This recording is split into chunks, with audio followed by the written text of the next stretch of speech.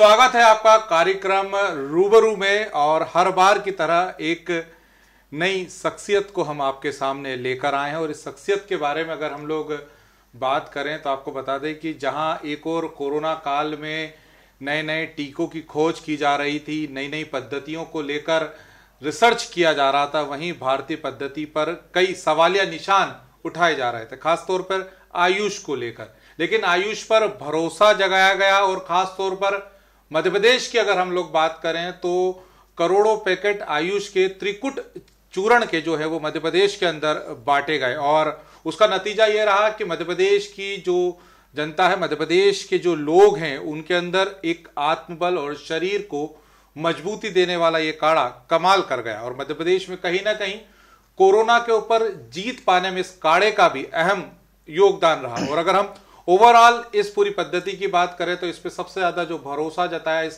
पद्धति पर जो सबसे ज्यादा काम किया, वो आयुष मंत्रालय के जो मंत्री हैं उन्होंने किया। और आज हमारे कार्यक्रम में आयुष मंत्री श्री रामकिशोर कावरे जी हैं। रामकिशोर जी, आपका बहुत बहुत स्वागत है कार्यक्रम। बहुत बहुत धन्यवाद आपका। एक बहुत कठिन परिस्थिति से मध्य प्रदेश गुजरा, फर्स्ट वेव और सेकेंड वेव, और खास तौर पर आयुष मंत्रालय की जिम्मेदारी आपके ऊपर थी। कितना कठिन था इस पूरी परिस्थिति से निपटना और त्रिकुट जैसे चूर्ण के ऊपर आम लोगों का विश्वास जगाना? आप जैसे कि जानते हैं कि जब कोरोना का पहला लहर, इस कोरोना का संक्रमण एक नई प्रकार की बीमारी, एक संक्रमण जिससे छूने से या जिसके पास में रहने से वो संक्रमण फैल सकता था, जिसका कोई इलाज नहीं था। एक ऐसी बीमारी, विश्व महामारी घोषित हुआ। और ऐसे समय हम सब लोग एक नए रूप में काम कर रहे थे। तब जब ये ध्यान में आया कि इससे निपटा कैसे जाए। ये देश, हमारा देश ऋषि मुनियों का देश है। ये देश जहाँ पर आयुर्वेद से भरा हुआ, जहाँ पर अनेक प्रकार के औषधियाँ हैं, अनेक अनेक बीमारियाँ जो निपटने के लिए बीमारियों से, उसमें इस औषधियों का, इस पेथी का योगदान रहा है। जहाँ पर हम बात करते हैं अगर ऋषि मुनियों के देश में, तब हमारे ध्यान में आता है कि उस समय जहाँ पर किसी प्रकार से कोई साधन नहीं थे, तब हमारे ऋषि मुनि हमारे जंगल के जड़ी बूटियों से हमारे अनेक बीमारियों को ठीक करते थे। लेकिन कोरोना के इस महामारी में जब ये परिस्थितियां बनी, तब आयुष विभाग के माध्यम से, आयुर्वेद के माध्यम से ये जनता ने विश्वास जताया है कि हमारी पुरानी पेथी है, हमारी पुरानी पद्धति है, जिसके माध्यम से हम ठीक हो सकते हैं। और ये सिलसिला जैसे ही प्रारंभ हुआ, तब हमारी पेथी ने हमारे अपने लोगों के प्रतिरोधक क्षमता को बढ़ाने के लिए त्रकटु चूर्ण बनाया। और उस त्रकटु चूर्ण के माध्यम से जब हमने अपने लोगों को जब वितरण किया, अपने लोगों को जब दिया, तो निश्चित रूप से हमारे लोगों का आत्मविश्वास बढ़ा, हमारे लोगों का आत्मबल बढ़ा। और पहले हमारे फेस में उस प्रतिरोधक क्षमता के कारण हमारे इस देश में ज़्यादा से ज़्यादा लोगों को हम प्रतिरोधक क्षमता बढ़ाने का काम किया और लोग स्वस्थ रहे।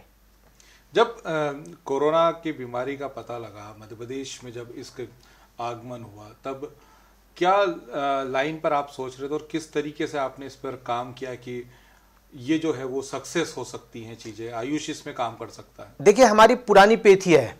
आज भी हमारे आयुर्वेद से हम इस बात की गारंटी, 100% गारंटी लेते हैं कि हमारी प्राकृतिक व्यवस्था जो बनी हुई है, हमारा शरीर, प्राकृतिक व्यवस्था, हमारा व्यवहार, आहार व्यवहार, हमारा खान पीन किस प्रकार से होना चाहिए, यह हमारे आयुर्वेद पद्धति में बना हुआ है। यदि आपको ठंड के मौसम में क्या खाना है, गर्मी के मौसम में क्या खाना है, बरसात के मौसम में क्या खाना है, ये हमारे आयुर्वेद, हमारी पद्धति में बना हुआ है। हम जानते हैं क्योंकि ये शरीर हमारी प्राकृतिक व्यवस्था के अनुसार चलता है। आज हम सब यहाँ पर बैठे हुए हैं, अब हमारा शरीर इस वातावरण से ढला हुआ है, हम थोड़ी देर बाहर जाएंगे तो गर्मी का वातावरण बनेगा, तो हमारा शरीर उससे 10-15 मिनट कहीं ना कहीं एक्सेप्ट करने को लगता है। आज हम इस बात को जानते हैं और हमने उसी समय ये तय किया कि हम अपने शरीर को कैसे मजबूत बना सकते हैं, प्रतिरोधक क्षमता बढ़ा सकते हैं, और हमने उसी समय से पहले प्रयोग में त्रकटु चूर्ण बनाया। लेकिन जो हमारे संक्रमित हो सकते थे, संक्रमित हुए थे, उनको कैसे ठीक किया जा सकता है, तो आपके ध्यान में आया होगा कि हमारे अपने वैज्ञानिक, हमारे अपने आयुर्वेद के डॉक्टर्सों ने आरोग्य कषायम 20 बनाए, जिसके कारण यदि 3 सुबह शाम यदि एक एक चम्मच भी हम उनको पिलाते थे, एक एक कप काढ़ा पिलाते थे, तो 4 दिन के अंदर, 5 दिन के अंदर वो कोविड पॉजिटिव से कोविड निगेटिव हो जाते थे। इस प्रकार से हमारे पद्धति ने काम किया और हमें 100% विश्वास है कि हमारे आयुर्वेद के जो हमारे जड़ी बूटियाँ, हमारे जो औषधि है, उससे हम इस कोरोना को भगा सकते हैं। एक बहुत पुरानी पद्धति है आयुर्वेद की, और भारत जो है उसका जनक रहा है आयुर्वेद का। एक विडंबना है कि भारत में ही कम विश्वास आजकल लोग आयुर्वेदिक पर करने लगे। एलोपैथिक हो गया या अन्य जो हो गया उस पर ज़्यादा भरोसा हो गया है। ऐसे दौर में जब मरीज मर रहे थे, लोग मर रहे थे और तत्काल प्रभाव देखना चाहते थे, तो लोगों में भरोसा जगाना बहुत मुश्किल था आयुर्वेद आयुष के प्रति। देखिए, ये बात आपका कहना सही है कि लोगों का विश्वास इस आपातापी की दुनिया में, लोग बहुत फास्ट हैं, टेक्नोलॉजी की दुनिया में चले गए हैं, तो लोग चाहते हैं कि बहुत जल्दी उसका रिजल्ट मिलना चाहिए, परिणाम जल्दी चाहते थे। लेकिन ये एक ऐसी बीमारी थी जिसमें परिणाम की तैयारी हमारे पास में नहीं थी, लेकिन हमारी पद्धति थी उसने परिणाम दिया। और जो आपका कहना था कि आयुर्वेद से लोगों का विश्वास टूट चुका था, उस विश्वास को कहीं ना कहीं इस कोरोना में वो विश्वास जागा और लोगों ने आयुष विभाग पर विश्वास किया, और उसका परिणाम रहा कि पहले फेज में आप पूरे प्रदेश में, पूरे देश में देखे होंगे तो आयुष आयुर्वेद चलता रहा। कहने के लिए एक पूरा मंत्रालय आपके पास है, लेकिन जमीनी स्तर पर अगर हम बात करें तो अभी भी कई जगह आपके डिपार्टमेंट में खाली है, कमी है, डॉक्टर्स पूरी तरीके से नहीं है। ऐसे में एक लंबी कार्य योजना बनाना, लोगों तक सहूलियतें पहुंचाना, दवाइयां पहुंचाना मुश्किल भरा दौर था। देखिए, मैं आपको बताना चाहता हूं, हमारे पास में 1496 आयुर्वेद औषधालय है, जो हमारी जो डिस्पेंसरी है ग्रामीण क्षेत्र में। हमारे पास में 213 जो है होम्योपैथ औषधालय है, जो हमारे ग्रामीण क्षेत्र में है। हमारे यूनानी औषधालय 64 है। हमारे शासकीय आयुर्वेद महाविद्यालय 7 है। एक हमारा महाविद्यालय होम्योपैथ है, एक हमारा यूनानी है। ऐसे 9 हमारे महाविद्यालय हैं, उनके माध्यम से हम काम कर रहे हैं। हमारे आयुर्वेद औषधालय के माध्यम से यूनानी और होम्योपैथ, हमारे टोटल मिला के जो औषधालय हैं उनके माध्यम से, जहां पर आपने कहा कि ग्रामीण क्षेत्र में डॉक्टरों की कमी है, अभी भारत सरकार की योजना हमारे हेल्थ एंड वेलनेस सेंटर के माध्यम से हम 362 health and wellness centre update किए हैं।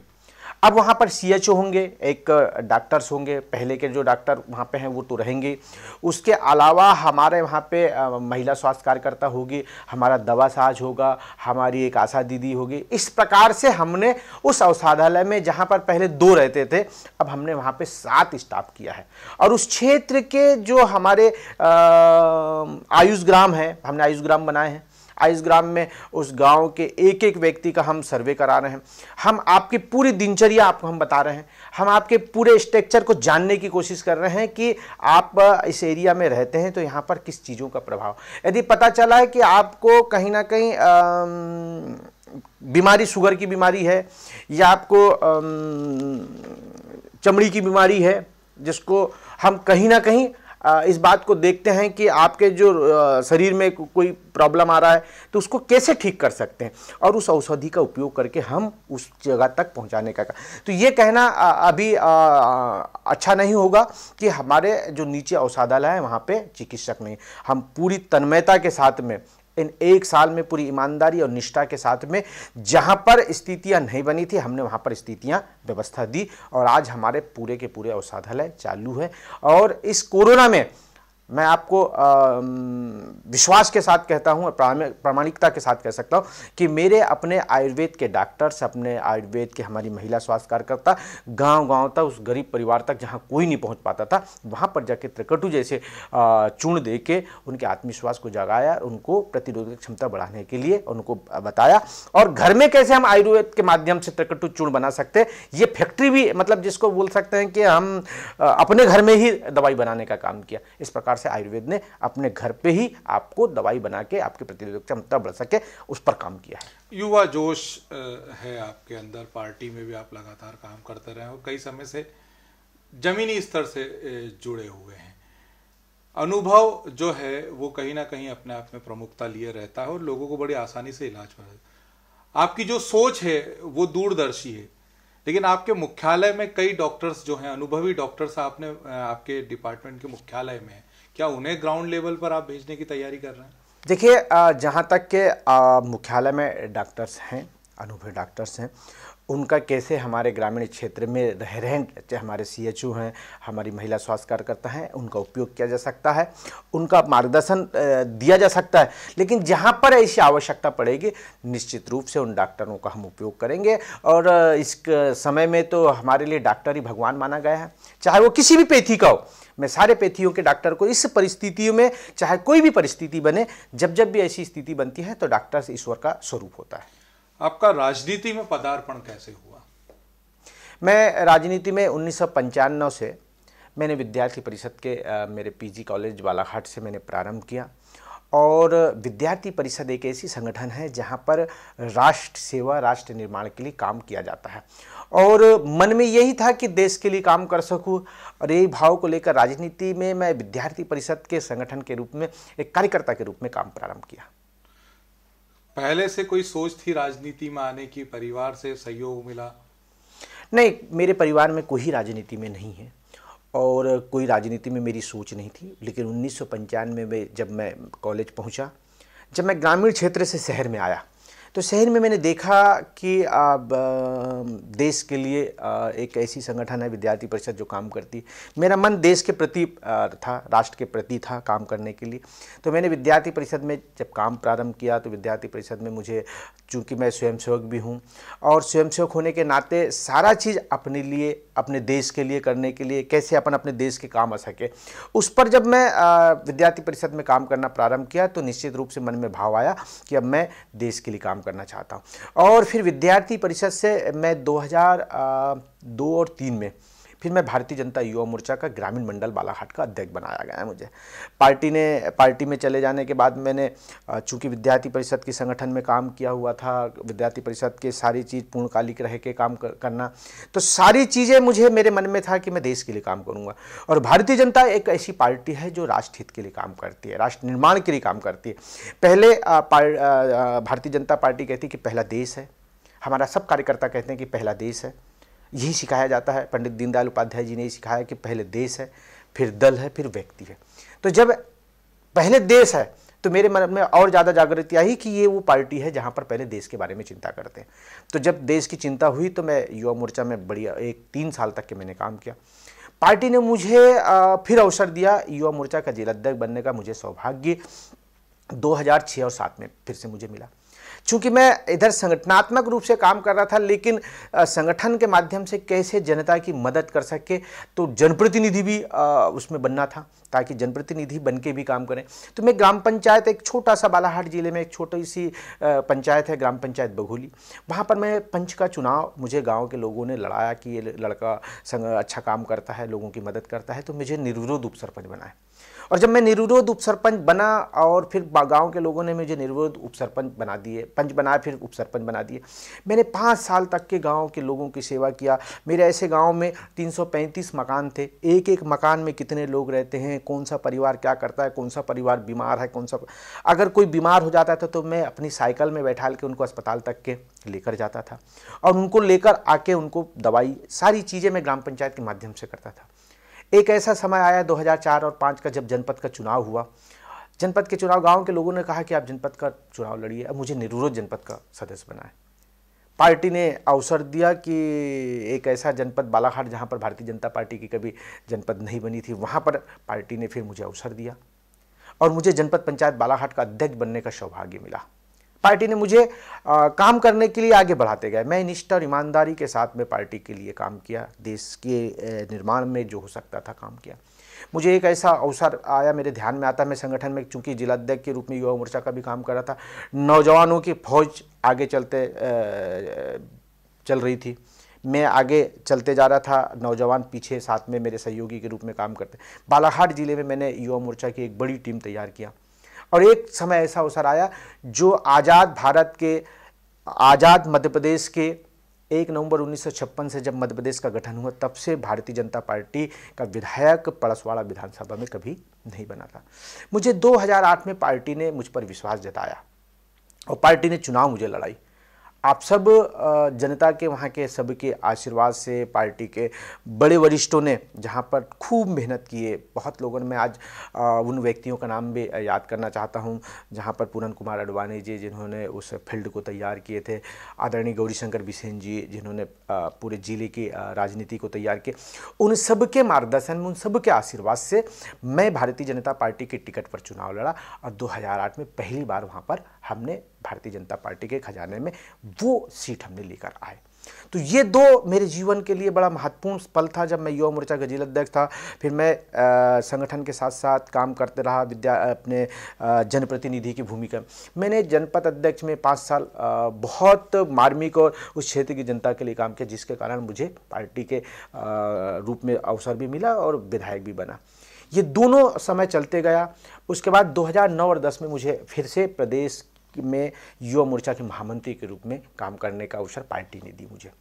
ये पल मेरे जीवन में चलते रहा, लेकिन 2013 का एक ऐसा समय आया जहां पर चूंकि राजनीतिक क्षेत्र में काम करते करते कई बार कमियां भी हो सकती है, मैं मानता हूं कि मनुष्य है, लेकिन 2013 में मुझे 2200 से मुझे रुकना पड़ा और मैंने स्वीकार किया कि कमी हो गई होगी, गलतियां हो गई होगी।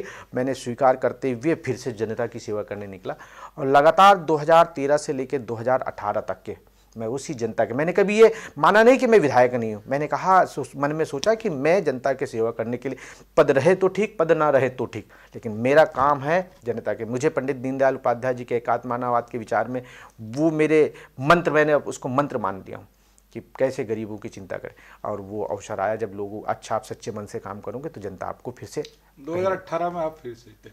वीडी शर्मा की टीम का आपको बंदा कहा जाता है, बोले वीडी शर्मा के एक मजबूत सिपे सलाह रहे हैं आप, क्या कहेंगे?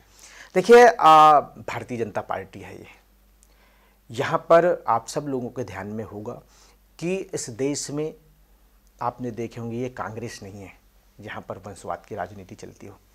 यहाँ कांग्रेस में राहुल गांधी, राहुल गांधी के बाद सोनिया गांधी, सोनिया गांधी के बाद राहुल गांधी, राहुल गांधी के बाद सोनिया गांधी, ये परंपरा है। लेकिन आप यहाँ इतिहास उठा के देखिए, पहले अटल बिहारी जी, पंडित अटल बिहारी जी वाजपेयी जी राष्ट्रीय अध्यक्ष बनते हैं, फिर अडवाणी जी बनते हैं, फिर राजनाथ जी बनते हैं, फिर अमित शाह। यहाँ तो अनेक पार्टी के कार्यकर्ता राष्ट्रीय अध्यक्ष।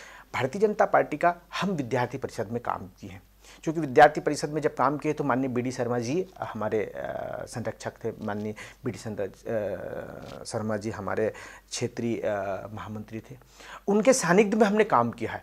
तो एक संगठन का कार्यकर्ता को आगे बढ़ाने में योगदान होता है।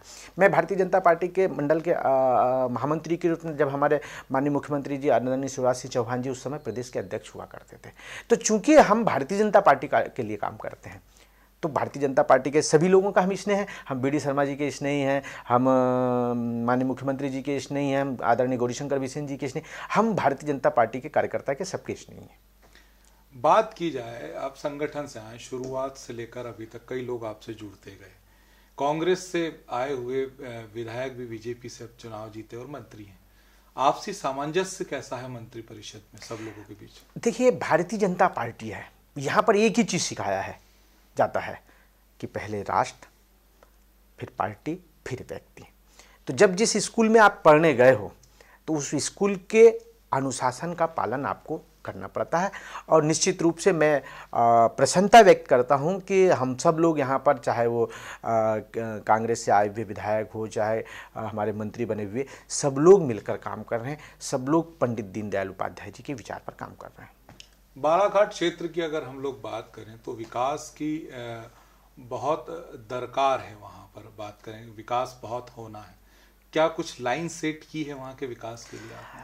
देखिए, हम विकास की बात करते हैं, निश्चित रूप से हर वो व्यक्ति चाहता है कि मैं ज़्यादा से ज़्यादा काम करूं अपने क्षेत्र में।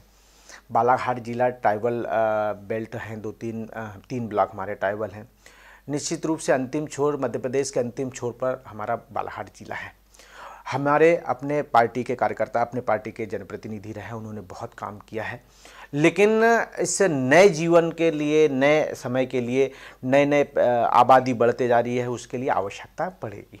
उस आवश्यकता की पूर्ति के लिए हमारी सारी तैयारियां हैं कि हमारे रिंग रोड कैसे होना चाहिए, हमारे जो ट्रैफिक हो रहा है उसके लिए अब ओवर ब्रिज कैसे होना चाहिए, ये सारा हमारा प्लान है। हम इरिगेशन कैसे, पानी हम कैसे खेती तक के पहुंचा सके, लोग किसानों को कैसे मदद करें, ये सारा चीज़ हमने प्लान कर चुका है और धीमे धीमे हम उस प्लान को आगे बढ़ा रहे हैं। इस कोरोना के कारण कहीं ना कहीं हम सब लोग जानते हैं कि थोड़ा बहुत प्रभावित हुआ है, लेकिन मैं विश्वास के साथ कह सकता हूं कि हमारी जो थीम बनी हुई है, हमारा जो प्लान है, हम उस प्लान पे काम करेंगे, सफल होंगे। तय बात है कि बालाघाट जो है वो आदिवासी जिला है। मजदूरी को लेकर, रोजगार को लेकर पलायन बहुत देखा जाता है बालाघाट में। रोजगार का अवसर वहाँ पर पैदा करने के लिए, अभी हमने रोजगार के अवसर पैदा करने के लिए निश्चित रूप से हमारे लंबे समय से जो प्रयास रहे हैं उसमें हम सफल हो रहे हैं। अभी हमारे एक इंडस्ट्रीज जो फेरो मैग्नीज का है, वो 150 करोड़ रुपए के हमारे लगाने वाले हैं। हम वहाँ रोजगार उपलब्ध कराएंगे। हमारा मैग्नीज जोर इंडिया बालाघाट है, वहाँ हम रोजगार दे रहे हैं। और भी हमारे 4-5 ऐसे मैग्नीज के खदान जो प्राइवेट सेक्टर में लोग आ रहे हैं, तो निश्चित रूप से उससे रोजगार उपलब्ध होगा। हमारे वहाँ पे राइस का बहुत बड़ा, धान का बहुत बड़ा भंडार है।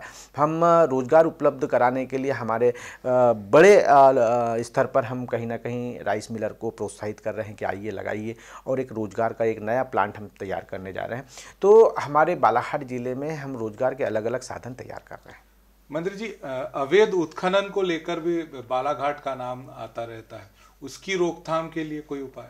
देखिए, ये तो आपको कहीं ना कहीं बोलने वाले किसी प्रकार से बोलते रहेंगे, लेकिन जिस प्रकार से ठेका लिए हैं, ठेकेदार ने लिया है, वो सारे नियम और कानून का पालन करते हुए पूरे प्रशासनिक स्तर से उन पर नज़र बनाई हुई किसी प्रकार से कोई अवैध उत्खनन वहाँ पे नहीं हो रहा। अगर कोई अवैध उत्खनन की स्थिति बनती है, प्रशासनिक अधिकारी अपना काम करते हैं और कार्रवाई भी होती है। बालाघाट मध्य प्रदेश के उन इलाकों में से है जहां परंपरागत खेती पर जो है आदिवासी वो अपना ध्यान केंद्रित करते हैं, और खासतौर पर अगर चावल की बात करें तो बालाघाट में अब विष्णु भोग चावल जो है वो उत्पादन हो रहा है। काला और लाल चावल जो है वहाँ पर के जो के किसान जो है वो उत्पादित कर रहे हैं। और सबसे बड़ी बात आपकी क्या बोलते, जो जैविक खाद है उसके लिए, उसके मार्फत तो उसको बढ़ावा देने के लिए कुछ, क्योंकि किसान खुद अब वो जो है वहां पर इस टाइप से जो है वो चावल का उत्पादन कर रहे हैं, और एक अच्छी बात भी है ये। बालाघाट जिले का प्रख्यात चावल चिन्नौर, जीरा शंकर, ये हमारे उस बालाघाट जिले के परंपरागत धान है और जैविक। आज भी बालाघाट जिले में आप इन जो पुराने हमारे धान हैं उन धान पर काम करते हैं, और निश्चित रूप से जैविक खाद का बहुत ज़्यादा उपयोग बालाघाट ज़िले में करते हैं। और हमारे वहाँ के जो आप जैसे कि कहा कि रेड राइस है, ब्लैक राइस है, अनेक प्रकार की वैरायटियाँ वहाँ पर हैं, और हमारे वहाँ पर किसान जो है अपनी उस पद्धति को, हमारी वो परंपरागत को भुलाना नहीं चाहते, और उस परंपरा को, उस संस्कृति को जिंदा रखें। मतलब जी, ये जो किसान हैं जो चावल उत्पादित कर रहे हैं या दूसरी चीज उत्पादन कर रहे हैं, उनके लिए बालाघाट में कोई मार्केट डेवलप आप कर रहे हैं, या कोई ऐसी योजना है कि उनका चावल जो है वो उनके खेत से ही बिक जाए और उनको अच्छे रेट्स मिल पाए उनको? ये सारी वहाँ पर व्यवस्था है। आपको ध्यान में आता होगा कि बालाघाट में ऐसा कोई व्यक्ति नहीं बोलता होगा कि मैंने राइस, ब्लैक राइस तैयार किया है तो हमें मार्केट नहीं मिल रहा है, हमको कम रेट मिल रहा है, रेड राइस मैंने तैयार किया तो मार्केट, उनके खेत से ही माल उठा लिया जाता है। आदिवासियों के उत्थान के लिए? देखिए, आदिवासियों के उत्थान के लिए भारत सरकार, मध्य प्रदेश सरकार अनेक प्रकार की योजना उनके खेत तक के पहुंचाने का काम किया। उनको सब्सिडी के माध्यम से खेती कैसे करनी चाहिए, नई तकनीकी से कैसी खेती करनी चाहिए, वो उपकरण उनको निःशुल्क दिया जा रहा है। वो सारी चीज़ें उनको उपलब्ध कराया जा रहा है। मेड़बंधान उनके लिए, उनकी खेती को सुधार करने के लिए काम किया जा रहा है। कुल मिला के उनको रहने से लेके उनके सारी चीज़ों के लिए उनका उत्थान हो सके, भारत सरकार, मध्य प्रदेश सरकार कर रही है। आपने बताया 95 से आप राजनीति में हैं, छात्र राजनीति में रहे, उसके बाद ये रहे। परिवार को कैसे मैनेज करते हैं? परिवार वाले शिकायत नहीं करते, समय नहीं देते? परिवार की शिकायत अपनी जगह रहती है, लेकिन मेरे बड़े ब्रदर हैं जो राजनीतिक क्षेत्र में मुझे मदद करते हैं। मेरी पत्नी है जो मुझे राजनीतिक क्षेत्र में मदद करते हैं। मदद का मतलब यह है कि वो स्वयं राजनीति में नहीं है, लेकिन कहीं ना कहीं उनका सहयोग रहता है। जब तक के मॉरल सपोर्ट आपको ना मिले तब तक कि आप टूट जाएंगे। लेकिन मैं राजनीतिक क्षेत्र में, मेरा मन सेवा के भाव में रहा है, तो हमेशा मैं सेवा करते रहा हूँ। मैं चूँकि मेरे परिवार में कोई राजनीति व्यक्ति नहीं है और मैं ईमानदारी के साथ में राजनीति में काम कर रहा हूँ, इसलिए किसी प्रकार से कोई दिक्कत नहीं आती। जहाँ तक रहा परिवार का समय, तो परिवार को मैं समय समय पे वो करता हूँ, समय देता हूँ। मैं रात में, जब मैं 10 बजे रात में जाता हूँ, तो परिवार के साथ में 2 घंटा बच्चों के साथ में, परिवार के साथ में, अपने परिवार के साथ में रहता हूँ। सुबह 6 बजे से लेकर 8 बजे तक अपने परिवार के साथ में रहता हूँ। लेकिन कभी ऐसा रहता है तो मैं 2-3 दिन, 4 दिन के लिए परिवार के साथ में भोपाल में आ जाता हूँ, कहीं चले जाता हूँ। कुल मिला के मैं अपने रिश्तेदार को भी टाइम देता हूँ, अपने मित्र को, दोस्त को, सब लोगों को समय समय पर समय देता हूँ।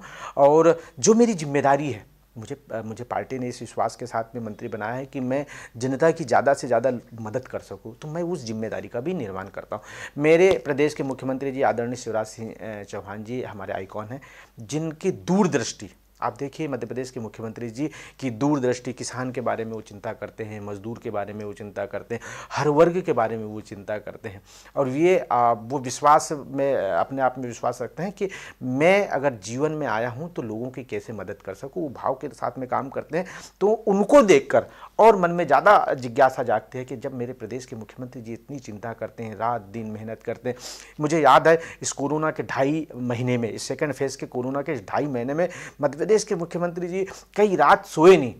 और हमको प्रभारी मंत्री जब बनाए थे कोविड के बालाघाट और सिवनी का, मुझे ध्यान में है कि रात के 2 बजे रात को भी जब हम अपने मुख्यमंत्री जी को फ़ोन लगाते थे कि यहाँ पर ये क्राइसिस है, रात के 2 बजे भी मुख्यमंत्री जी उठ के उस बात को सुनते थे और उस समस्या का समाधान करते थे। तो ऐसे मुख्यमंत्री जी के साथ में मुझे काम करने का, सेवा करने का अवसर मिला है, तो निश्चित रूप से काम करने में मुझे बड़ा परसवाड़ा और बालाघाट में देखा जाए तो कोविड के समय प्रभारी मंत्री भी थे आप, आपके जिले के ही। किस तरीके की चुनौतियों का सामना आपने किया बालाघाट में कोविड के समय? मैंने देखा है, मेरे रिपोर्टर्स जो हैं वो रिपोर्ट्स करते थे कि आज मंत्री जी यहाँ दौरे पे, आज ये व्यवस्था में लगे हुए हैं।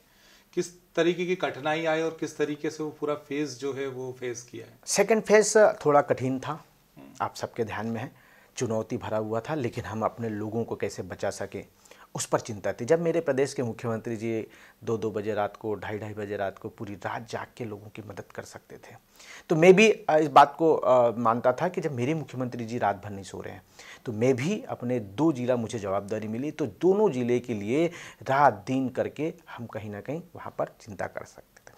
सेकेंड फेज में जब ऐसी स्थिति बनी हुई थी कि लोगों का मनोबल टूटा हुआ था, लेकिन आप इस प्रदेश के मुख्यमंत्री जी की दूरदृष्टि देखिए, जब कहीं ना कहीं इन व्यवस्था से भी संक्रमण इतना प्रभावशाली था कि दिक्कतें आ रही थी, तब लोगों के आत्मविश्वास को बढ़ाने के लिए इस आयुष विभाग की योगा पद्धति को उन्होंने लाए और दूरदृष्टि से लोगों के मनोबल को, कहीं ना कहीं लोगों का मनोबल टूटा हुआ था, लोग डर रहे थे, भयभीत थे, उस मनोबल को ठीक करने के लिए 70% जो होम आइसोलेट थे उनको ठीक करने के लिए योग से निरोग जैसी योजना उन्होंने लागू की। और योग से निरोग योजना के माध्यम से मैं आपको विश्वास के साथ बता सकता हूं कि मध्य प्रदेश के मुख्यमंत्री जी ने जब योग से निरोग योजना आपने लागू की, आपने देखा होगा 15 दिन के अंदर लोगों का मनोबल बढ़ा, लोगों का मनोबल विश्वास जागा और लोग अपने आप ठीक होते चले गए। आप 2 जिलों के प्रभारी मंत्री भी, उमरिया और पन्ना, उनको लेकर कोई सोच? देखिए, अभी मैं पन्ना मेरे लिए नया ज़िला था, उमरिया मेरे लिए नया ज़िला था, लेकिन ज़िला तो सब एक सा है। तो जो जो वहाँ की महत्वाकांक्षा मतलब वहाँ के जो विकास के काम हैं, वहाँ के जो योजना है, उसको कैसे सुचारू रूप से मैं ग्रामीण क्षेत्र तक पहुँचा दूँ। चूँकि मैं ग्राम पंचायत के उप सरपंच से आया हूँ, विधायक तक के मंत्री बना हूँ, तो मुझे ग्राम पंचायत के भी काम के बारे में अनुभव है। मुझे जनपद पंचायत में मैंने काम किया हूँ, तो जनपद पंचायत के कैसे काम होते हैं उसका भी अनुभव है। जिला पंचायत, त्रिस्तरीय पंचायत का सारा अनुभव, और सरकार के, चाहे भारत सरकार की योजना हो, चाहे मध्य प्रदेश सरकार की योजना हो, इस त्रिस्तरीय पंचायत से ही संचालित होता है। तो कैसे नीचे तक के लेकर जाऊं, कैसे किसान को उसका लाभ दिला पाऊं, कैसे गरीब परिवार को रोजगार दिला पाऊं, चाहे रोजगार गारंटी के माध्यम से हो, तमाम प्रकार की योजना मेरे दिमाग में बैठी हुई है, और उस योजना को मैं नीचे में जो गरीब परिवार है वहां तक पहुंचाने में सफल करूंगा। और कहीं पर कठिनाई आएगी तो प्रशासनिक अधिकारियों के माध्यम से, हमारे भारतीय जनता पार्टी के कार्यकर्ताओं के माध्यम से उस परिवार को हम लाभ देने का काम करेंगे। उमरिया गए हैं, पन्ना गए हैं, अभी तक एक आध चक्कर लगा? मैंने दोनों जिला प्रवास पे आ गया। मैंने दोनों जिलाओं में 2-2 दिन रुक के आया, रात वहाँ रुका, वहाँ की परिस्थिति को देखा, वहाँ के लोगों के साथ में मिला, वहाँ के जो महत्वाकांक्षी योजना है जो चल रही है उनका मैंने समीक्षा किया। मैं सुबह, मेरा स्वभाव है, मैं सुबह उठता हूँ, मॉर्निंग वॉक करता हूँ, तो मैंने उमरिया में पैदल पैदल जाके नगर पालिका को देखा। नगर पालिका से मैंने प्रशासनिक अधिकारियों के साथ में प्रधानमंत्री आवास को देखना, मैं यथार्थ फील्ड पे क्या हो रहा है उसको देखता हूँ। मैं अधिकारी के बताए हुए काम पर मैं ध्यान नहीं देता, अधिकारी क्या बता रहे हैं, कौन क्या बता रहा है, मैं देखता हूँ कि वहाँ पे क्या हो रहा है, और अगर वहाँ गड़बड़ है तो उस पर कार्रवाई करता हूँ, सुधार करने की आवश्यकता तो सुधार करता हूँ। तो मैं फील्ड पे जाके स्वयं अपने आप को पहले निर्णय लेता हूँ कि वाकई क्या है चल रहा है। किसी के बताए या किसी की शिकायत शिकवा पे मैं उतना विश्वास नहीं करता जब तक मैं ही नहीं देखता। मैंने पन्ना में भी नगर पालिका में जाके देखा, पैदल पैदल सुबह मॉर्निंग वॉक में, आपने देखा होगा, मेरा वीडियो भी वायरल हुआ था। तो इस प्रकार से मैं काम करता हूं, तो मुझे आसानी से वहां की, मैं उस परिवार से मिला प्रधानमंत्री आवास के, मैंने उससे पूछा किसने मकान दिया, तो उन्होंने बताया कि मोदी जी ने मकान दिए। तो गाँव गाँव में देश के प्रधानमंत्री जी के मकान, शहर में बन रहे मकान, हमारा स्वच्छता के क्षेत्र में जो शौचालय बने, उन सब पर आज कहीं ना कहीं जनता में ये विश्वास है कि देश का प्रधानमंत्री माननीय नरेंद्र मोदी जी हमारे गांव की चिंता कर रहे हैं। आने वाले समय में आयुष डिपार्टमेंट मध्य प्रदेश में क्या करने जा रहा है? देखिए, आने वाले समय में हमारा जो प्लान बना हुआ है, चाहे हमारी औषधि का उत्पादन वाला मामला हो, हम हर्बल गार्डन तैयार कर रहे हैं, हम अपने पंचकर्म की योजना को हम ज़्यादा आगे बढ़ाने का काम कर रहे हैं। जो हमारी पुरानी पेथी, हमारी पद्धति है, चाहे वो पंचकर्म के माध्यम से कैसे ठीक कर सकते हैं, नेचुरोपैथी, प्राकृतिक व्यवस्था कैसे है, ये सारी चीज़ हमारी प्लानिंग है और हम आने वाले समय में काम करेंगे। परसवाड़ा आने वाले समय में कहाँ होगा? परसवाड़ा में होगा। बालाघाट जिले का परसवाड़ा है, उसका एक अलग, जो अब परसवाड़ा की जनता ने मुझ पर विश्वास किया, मेरा प्रथम कर्तव्य यह है कि उस जनता की कैसे मैं चिंता कर सकूं। तो मैं ज़्यादा से ज़्यादा उनके बीच में रहना भी चाहता हूं, उनके लिए ज़्यादा से ज़्यादा जो वहां की आवश्यकता है, क्योंकि परसवाड़ा ट्राइबल एक ब्लॉक है, वो कहीं ना कहीं वहाँ की चिंता मुझे है और मैं निश्चित रूप से वहाँ का काम करूँगा। आने वाले समय में आयुष मंत्री के खजाने में बालाघाट के लिए क्या है? आने वाले समय में मैं पहले से बोलना नहीं चाहता, लेकिन मैं परिणाम दूंगा। यदि मैं बालाघाट ज़िले का हूं तो कहीं ना कहीं बालाघाट ज़िले चूँकि वनों से घिरा हुआ है, एक ऐसा रिसर्च सेंटर खोलना चाहता हूं जहां पर वहां के औषधियों का उपयोग हो सकते, जड़ी बूटियों का उपयोग हो सकते हैं। तो ऐसा मैं वहां रिसर्च सेंटर खोलना, मेरी इच्छा है कि मैं वहां रिसर्च सेंटर खोलूँ। आपके पास जल संसाधन भी है, जल संसाधन में मध्य प्रदेश क्या करने वाला है? जल संसाधन में आप 2003 के बाद देखिए, 2003 में आपके पास में 7 लाख हेक्टेयर में ही आप इरिगेशन कर सकते थे, लेकिन आज कहाँ चले गए आप? 42 लाख हेक्टेयर में आप सिंचाई कर रहे हैं, और आने वाले समय में आपने लक्ष्य तय किया है 65। तो ये हमारी सोच है कि हम किसान के लिए क्या चिंता कर रहे हैं। जिनकी सोच नहीं रहती वो कुछ नहीं कर पाते। हमारी सोच है, आने वाले समय में हम बहुत अच्छा काम करेंगे। मानसून की अनिश्चितताओं के बाद अब जल संसाधन का जो काम है वो बहुत ज़्यादा टिपिकल हो गया है। जो पानी अब स्टोरेज आपके पास है उसको बचाना है, लोगों को पीने के लिए भी देना है और फिर सिंचाई के लिए भी देना है, जो कि अब कई जगह डेथ वाटर पे लेवल पर डैम पहुंच चुके हैं। हमारी चुनौती है और हम उस चुनौती को स्वीकार करेंगे। हम अपने किसानों की भी चिंता करेंगे, और आने वाले समय हमारे अपने लोगों को पानी पीने की कैसी व्यवस्था उसकी भी चिंता करेंगे। वाटर लेवल लगातार गिरता जा रहा है, वाटर लेवल भी गिरते जा रहा है, परिस्थितियां ऐसी बनी हैं, लेकिन इन सब चुनौतियों का सामना करते हुए हम व्यवस्था देंगे। मेरा अंतिम क्वेश्चन है और बहुत ज़रूरी क्वेश्चन है, आने वाले 10, 15, 20, 25 सालों बाद रामकिशोर कांवरे को लोग किस रूप में जानेंगे? आने वाले समय में रामकिशोर कांवरे को लोग जानेंगे भारतीय जनता पार्टी का एक कार्यकर्ता, भारतीय जनता पार्टी का एक सच्चा सिपाही। ऐसा ही मैं राजनीतिक क्षेत्र में काम करना चाहता हूँ। मेरी कोई महत्वाकांक्षा नहीं है, मैं आया हूँ सेवा करने। मुझे जहाँ जहाँ अवसर मिलेगा सेवा करने का, मैं वहाँ सेवा करूँगा, पर मैं ईमानदारी और निष्ठा के साथ में देश की सेवा करने आया हूँ। देश की सेवा करूँगा। भारतीय जनता पार्टी में इसलिए हूँ कि भारतीय जनता पार्टी एक ऐसी पार्टी है जो राष्ट्र की सेवा के लिए काम करती है, और ऐसे पार्टी में रहकर मुझे काम करना मेरा सौभाग्य, मैं समझता हूँ अपने आप को सौभाग्यशाली। लक्ष्य क्या है? लक्ष्य यह है कि राष्ट्र निर्माण में मेरा जो योगदान हो सकता है मैं वो करूँगा। राष्ट्र निर्माण में मेरा जो योगदान हो सकता है वो मैं करूँगा। ये थे रामकिशोर कांवरे जी, जो कि स्पष्ट तौर पर बता रहे थे कि मध्य प्रदेश में आने वाले समय में जल संसाधन विभाग हो या आयुष हो, बहुत कुछ परिवर्तन देखने को मिलेगा। लोगों को बहुत सारी सुविधाएं देखने को मिलेगी। उनका विधानसभा क्षेत्र हो या गृह जिला हो या प्रभारी जिले हों, उसको लेकर एक लंबा चौड़ा एक प्लान बनाकर मंत्री जी ने रखा हुआ, और तय बात है कि उस प्लान पर अगर मंत्री जी चलेंगे तो मध्य प्रदेश सहित इन सारे इलाकों में कुछ ना कुछ अलग देखने को जरूर मिलेगा। मंत्री जी, आपने हमें समय दिया, उसके लिए बहुत बहुत धन्यवाद। और हम आशा करते हैं कि आप जो सेवा भाव लेकर चल रहे हैं मध्य प्रदेश के लिए, उसमें आप कामयाब हो, एक कार्यकर्ता के रूप में कामयाब हो और लोगों को उचित सेवा आप दे पाएं। धन्यवाद। बहुत बहुत धन्यवाद विनीत जी, नमस्कार। इसी के साथ अगले कार्यक्रम में फिर एक नई शख्सियत के साथ हम लोग आपके सामने उपस्थित होंगे। तब तक के लिए रूबरू में मुझे दीजिए इजाजत। नमस्कार।